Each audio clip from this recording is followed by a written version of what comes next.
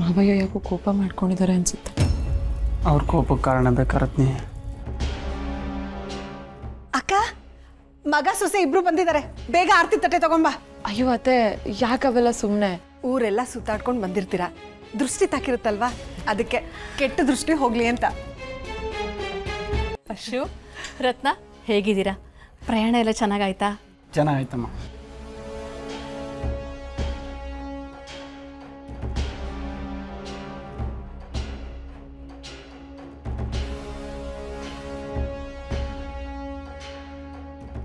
ಇಬ್ರು ಪ್ರಯಾಣ ಮಾಡಿ ಸುಸ್ತಾಗಿ ಮೈಕೈ ನೋವು ಬಂದಿರುತ್ತೆ. ಬನ್ನಿ ಸ್ನಾನ ಮಾಡಿ.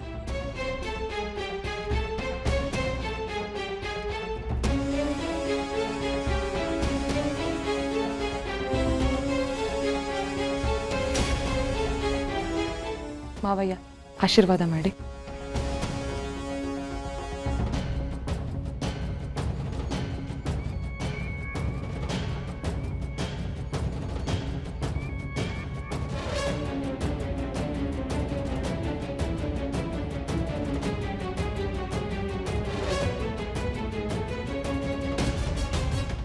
ದಣಿ ಇದೇನು ದಣಿ ಕೇಶ ಉಲ್ಟಾಗೋಗೈತೆ. ನನ್ನ ಮಗ ಒಂದು ಮೂಳೆ ಹಾಕಿ 2 ನಾಯಿ ಹಿಡ್ಕೊಂಡು ಬರ್ತಾನೆ ನಿಂತ್ಕೊಂಡಿದ್ದೆ, ಆದರೆ ಅವಳ ಹಿಂದೆ ನಾಯಿ ಬಾಲ ಅಲ್ಲಾಡ್ಸ್ಕೊಂಡು ಬಂದಾಗ ಬರ್ತಾನೆ ನಿಂತ್ಕೊಂಡಿರ್ಲಿಲ್ಲ. ಬರಲಿ, ಸ್ನಾನ ಮಾಡ್ಕೊಂಡು ಬರಲಿ, ಮತ್ತೊಂದು ಸರ್ತಿ ಸ್ನಾನ ಮಾಡಿಸ್ತೆ ನನ್ನ ಬಾಯಿ ಉಗುಳಿಂದ.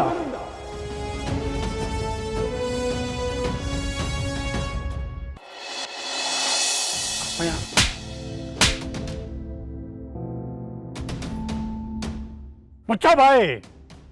ಯಾರೋ ನಿನ್ನಪ್ಪಯ್ಯ ಒಂದು ಕಣ್ಣಲ್ಲ, ಒಬ್ಬ ಮಗ ಅಲ್ಲ ಅನ್ನೋಂಗೆ ಮಾಡ್ಬಿಟ್ಟಿಯಲ್ಲೋ. ನನ್ನ ಮಗ ನಾನು ಹೇಳಿದ ಮಾತನ್ನು ಚಾಚು ತಪ್ಪದೆ ಪಾಲಿಸ್ತಾನೆ. ಗುರಿ ಇಟ್ಟು ಬಾರೋ ಅಂದ್ರೆ ಸಾಕು, ಬೇಟನೆ ಆಡ್ಕೊಂಡು ಬರ್ತಾನೆ ಅಂತ ಕೊಚ್ಕೊಂಡಿದ್ದೆ. ಅದಕ್ಕೆ ಸರಿಯಾದ ಉತ್ತರ ಕೊಟ್ಟಿದೀಯ. ಅವನು ಯಾವನ ಕಳ್ಳ, ಒಳ್ಳೆ ಶಕನ ಅಂತ ಇರುಳೆಲ್ಲ ಕಳ್ತನ ಮಾಡ್ತಿದ್ದಂತೆ. ಅವನನ್ನು ಬೇಕಾದರೆ ಮಗ ಅಂತ ಒಪ್ಕೊಂಡ್ಬಿಡ್ತೀನಿ, ಆದರೆ ನಿನ್ನಲ್ಲ ಕಣ ಪುರುಷೋ. ಅಪ್ಪಯ್ಯ, ಇವಾಗ ಯಾಕೆ ಕೋಪ ಮಾಡ್ಕೊತಿದ್ಯಾ? ಆ ರತ್ನಿನ ಸಾಯಿಸ್ತೆ ಹಂಗೆ ಬಂದೆ ಅಂತ ತಾನೇ? ದೊರೆ, ನಿಮ್ಮನ್ನ ಕೋಲ್ಸಿದ್ದು ಪೌನಿಮೋನ್ಗಲ್ಲ. 7 ಜೊತೆ ಬರ್ತೀರಾ ಅನ್ಕೊಂಡ್ರೆ 11 ಜೊತೆ ಬಂದ್ಬಿಟ್ಟಿದ್ದೀರಾ. ಅದಕ್ಕೆಯ ದೊಣ್ಣಗಳು ಕೋಪ ಮಾಡ್ಕೊಂಡವ್ರೆ. ಏ ಅಪ್ಪಯ್ಯ, ಅದು ಹಂಗಲ್ಲ ಅಪ್ಪಯ್ಯ. ನಾನು ಅವಳನ್ನ ಮುಗಿಸ್ಬೇಕು ಅಂತಲೇ ಪ್ರಯತ್ನ ಪಟ್ಟೆ.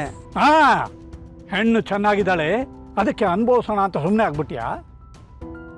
ಓದು ಒಕ್ಕಾಲು ಬುದ್ಧಿ ಮುಕ್ಕಾಲು ಅಂದಂಗೆ ಕಚ್ಚೆ ಭದ್ರ ಇದ್ರೆ ದೇಹ ವಜ್ರ ಕಣೋ ಮುಟ್ಟಾಳ. ಅಯ್ಯೋ ಅಪ್ಪಯ್ಯ, ನೀನನ್ನ ತಿಳ್ಕೊತಿದ್ಯಾ? ಆ ರತ್ನಿನ ಸಾಯಿಸುಮ ಅಂತಲೇ ಹೋಗಿದ್ದೆ, ಆದರೆ ಆ ಹೊತ್ನಾಗೆ ಅವಳಿಗೆ ಹೊಟ್ಟೆ ನೋವು ಕಾಣಿಸ್ಕತ್ತು. ಅಬ್ಬಬ್ಬಬ್ಬಬ್ಬ, ಆ ನಳ್ಳಾಟ ನೋಡ್ತಾ ಇದ್ರೆ ನಂಗಂತೂ ಕ್ಷಣಕ್ಕೂ ಖುಷಿ ಆಯ್ತಿತ್ತು, ಆನಂದ ಆಯ್ತಿತ್ತು. ಅಲ್ಲ ಅಪ್ಪಯ್ಯ, ಅವಳು ನಳ್ಳಾಟ ಚೀರಾಟ ನೋಡಿದ್ರೆ ನನ್ನ ಮನಸ್ಸಿಗೆ ಎಂಥ ನೆಮ್ಮದಿ ಸಿಗ್ತೈತೆ ಗೊತ್ತಾ?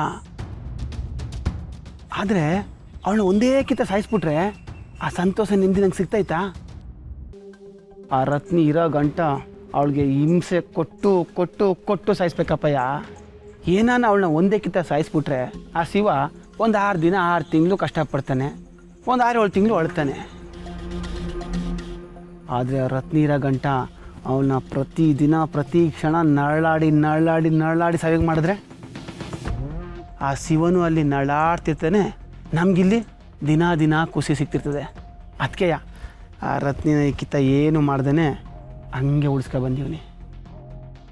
ಅಪ್ಪಯ್ಯ, ನಾನು ಎಲ್ಲನೂ ನೋಡ್ಕೊತೀನಿ, ನೀನು ಏನೂ ಯೋಚನೆ ಮಾಡಬೇಡ.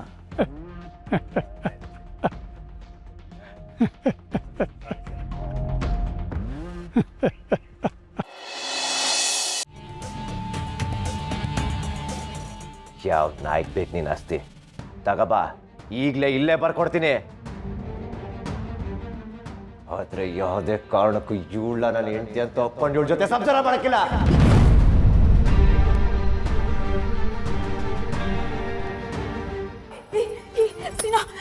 ಯಾಕ್ಲ ಇಂತ ಮಾತಾಡ್ತೀಯ? ಯಾಕ್ಲ ಹೊಟ್ಟೆ ಉರಿಸ್ತೀಯ? ನೀನಪ್ಪ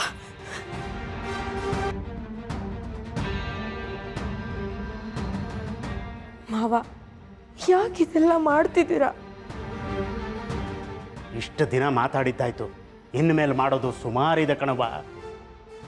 ಬಾನು, ನಿಮ್ಮ ಅತ್ತಿಗೆನ ಕರ್ಕೊಂಡು ಹೋಗು. ಇವತ್ತು ರಾತ್ರಿ ನಾನೇ ಅಡುಗೆ ಮಾಡ್ತೀನಿ. ನನ್ನ ಸೊಸೆ ಹೊಟ್ಟೆ ತುಂಬ ಊಟ ಮಾಡಿ ನೆಮ್ಮದಿಯಾಗಿ ಮಲಗಬೇಕು. ಬನ್ನಿ ಅದಕ್ಕೆ.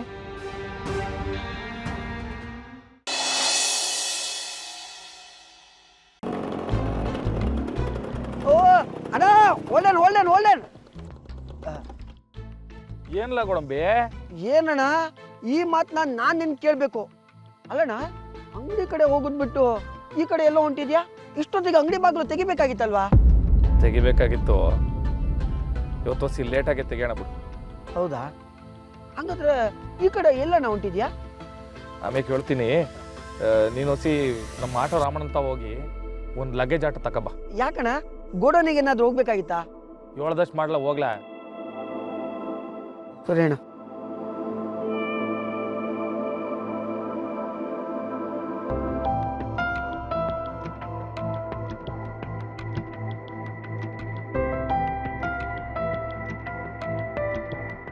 ನೋಡು ಹೆಂಗೆ ನೋಡು, ಬೆಟ್ಟ ಸೀರೆ ಉಡ್ತಾಗವಳೆ.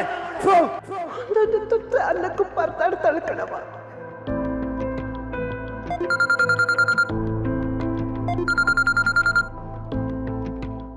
ಗೋಡಂಬಿ ಹೇಳ. ಗಾಡಿ ಇಲ್ಲೇ ರೆಡಿ ಐತೆ. ಸರಿ ಕಲ, ಬರ್ತೀನಿ ನಾನು.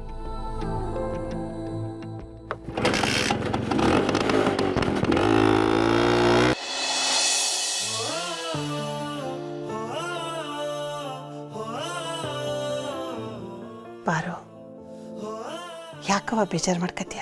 ಆಡೋರ್ ಬಾಯಿ ಮುಚ್ಚಕ್ಕಾಯ್ತದ? ಇಲ್ಲ ತಾನೆ? ನಿನಗೆ ಈ ಅತ್ತೆ ಮೇಲೆ ಒಳ್ಳೆ ಅಭಿಪ್ರಾಯ ಆಯ್ತಲ್ಲ, ಅಷ್ಟು ಸಾಕು ನನಗೆ. ನನಗೆ ನನ್ನ ಬಗ್ಗೆ ಮಾತಾಡ್ತಾರೆ ಅಂತ ಬೇಸರ ಇಲ್ಲ, ಆದರೆ ಏನೂ ತಪ್ಪು ಮಾಡದಿರು ನನ್ನ ಕಂದ ರಶ್ಮಿ ಅನ್ಯಾಯವಾಗಿ ಅವಳ ಬಗ್ಗೆ ಮಾತಾಡ್ತಾರಲ್ಲವಾ,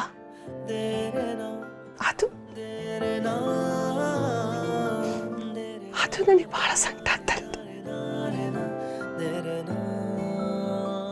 ಅತ್ತೆ, ನೀವೇನು ಯೋಚನೆ ಮಾಡಬೇಡಿ ಅತ್ತೆ.